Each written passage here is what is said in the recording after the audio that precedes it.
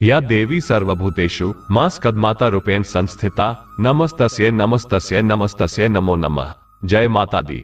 आप सभी को नवरात्रि के 5वें दिन की हार्दिक शुभकामनाएं और आप सभी का एक बार फिर से आपके अपने YouTube चैनल राम राम जी पर हार्दिक स्वागत है। आज के इस वीडियो में आप जानेंगे मां स्कंदमाता की पूजा विधि, शुभ मुहूर्त, उनका प्रिय रंग, प्रिय भोग, विशेष पूजन मंत्र, संतान प्राप्ति मंत्र और क्षमा याचना के बारे में।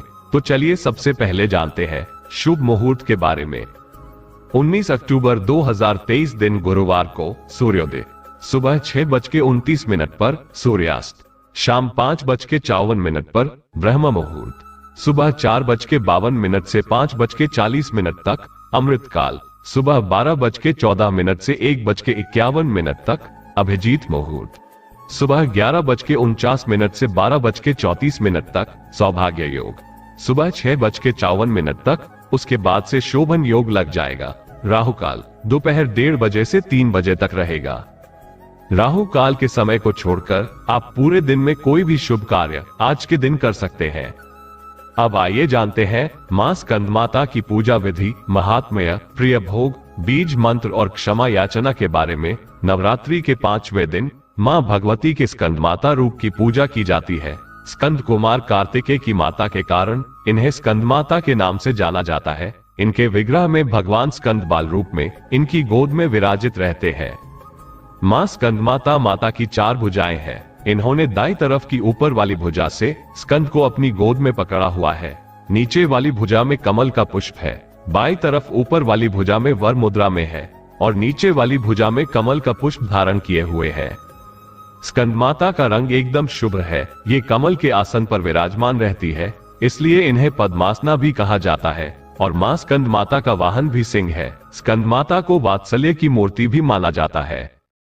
मान्यता है कि इनकी पूजा करने से संतान योग की प्राप्ति भी होती है और हिंदू मान्यताओं में स्कंदमाता को सूर्यमंडल की अधिष्ठात्री देवी के रूप में पूजा जाता है। आज के दिन जो भी भक्त सच्चे मन से और पूरे विधि विधान से स्कंदमाता की पूजा करता है, उसे ज्ञान और मोक्ष की भी प्राप्ति होती है।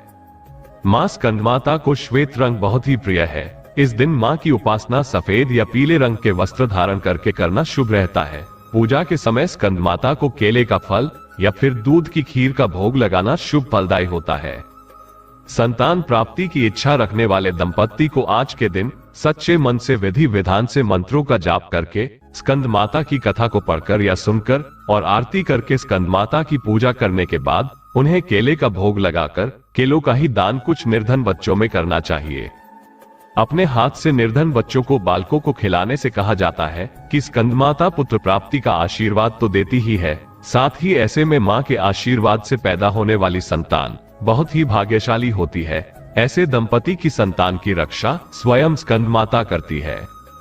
स्कंदमाता की पूजा करने वाले भक्तों को चाहिए इस दिन सुबह जल्दी उठकर स्नानादि से निवृत्त होकर हाथ में जल या पुष्प लेकर व्रत रखने का संकल्प लेना चाहिए, क्योंकि माता का प्रिय रंग श्वेत है। और वैसे भी किसी भी पूजा पाठ में नवरात्रि के दिनों में आपको लाल, पीले, श्वेत या नारंगी रंग के वस्त्र पहनना शुभ होता है।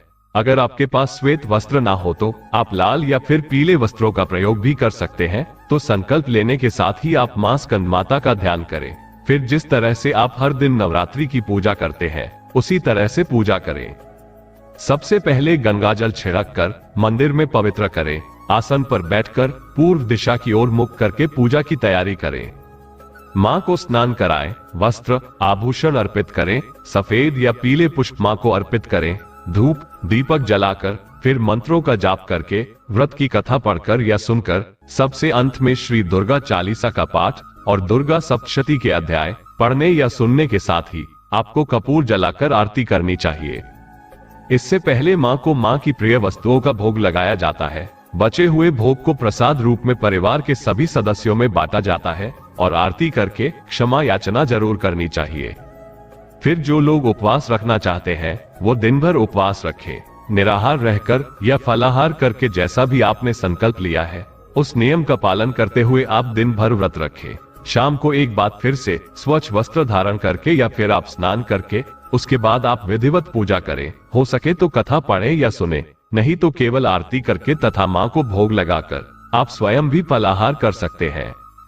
इस दिन हो सके तो देवी मंदिर में जाकर आप मां को केले का फल अर्पित करें। यदि हो सके तो निर्धन, बेजुबान, बेसहारा लोगों की आप सहायता करें। कुछ न कुछ आप सामग्री का दान करें। जो भी आपकी सामर्थ्य हो, सच्चे मन से आप उसका दान यदि करते हैं तो मां स्कंदमाता अवश्य ही आशीर्वाद देती है। अब जाने किन विशेष मंत्रों से मां की पूजा आज के दिन करनी चाहिए। ओम देवी स्कंदमातायै नमः। देवी स्कंदमाता प्रार्थना। सिंहासनता नित्यम पद्मांचित कर्तव्या। शुभदास्तु सदा देवी स्कंदमाता यशस्विनी। संतान प्राप्ति हेतु जपे स्कंदमाता का मंत्र। जिन व्यक्तियों को संतानाभाव हो वे माता की पूजन अर्चन तथा मंत्र जप कर लाभ उठा सकते हैं। मंत्र अत्यंत सरल है। ओम स्कंदमात्राय नमः। निश्चित लाभ होगा। स्कंदमाता स्तुति मंत्र। या देवी सर्वभूतेषु मां स्कंदमाता रूपेण संस्थिता। नमस्तस्यै नमस्तस्यै नमस्तस्यै नमो नमः। आपको शाम की पूजा करने के बाद आरती करके सबसे अंत में हाथ जोड़कर मां से इस प्रकार क्षमा याचना करनी चाहिए। क्षमा याचना। हे परमेश्वरी, मेरे द्वारा रात दिन सहस्त्र अपराध होते रहते हैं।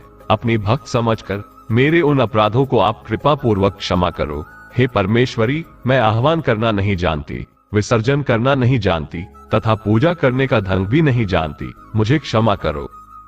हे देवी, हे सुरेश्वरी, मैंने जो मंत्रहीन, क्रियाहीन और भक्तिहीन पूजन किया है वह सब आपकी कृपा से पूर्ण हो। सैकड़ों अपराध करके भी जो भक्त आपकी शरण में जय जगदम्बे कहकर पुकारता है उसे वह गति प्राप्त होती है जो ब्रह्मादि देवताओं के लिए भी सुलभ नहीं है। हे जगदम्बिके, मैं अपराधी हूँ किंतु आपकी शरण में आई हूँ। इस समय दया की पात्र हूँ। आप जैसा चाहो करो। देवी परमेश्वरी, अज्ञान से, भूल से अथवा बुद्धि भ्रम होने के कारण मैंने जो कुछ भी कम या अधिक कर दिया हो वो सब क्षमा करो और मुझसे प्रसन्न हो। हे सच्चिदानंद स्वरूपा परमेश्वरी, हे जगन्नाथ माता कामेश्वरी, आप प्रेम पूर्वक मेरी यह पूजा स्वीकार करो और मुझ पर प्रसन्न रहो। देवी सुरेश्वरी, आप गोपनीय से भी गोपनीय वस्तुओं की रक्षा करने वाली हो। मेरी पूजा को ग्रहण करो और आपकी कृपा से मुझे सिद्धि की प्राप्ति हो। उम्मीद करते हैं आपको यह वीडियो पसंद आई होगी। अगर यह जानकारी आपको अच्छी लगी हो तो एक लाइक कर दीजिएगा, अपने दोस्तों को शेयर कर दीजिएगा और चैनल को सब्सक्राइब कर लीजिएगा। मिलते हैं अगली वीडियो में, तब तक के लिए राम राम जी।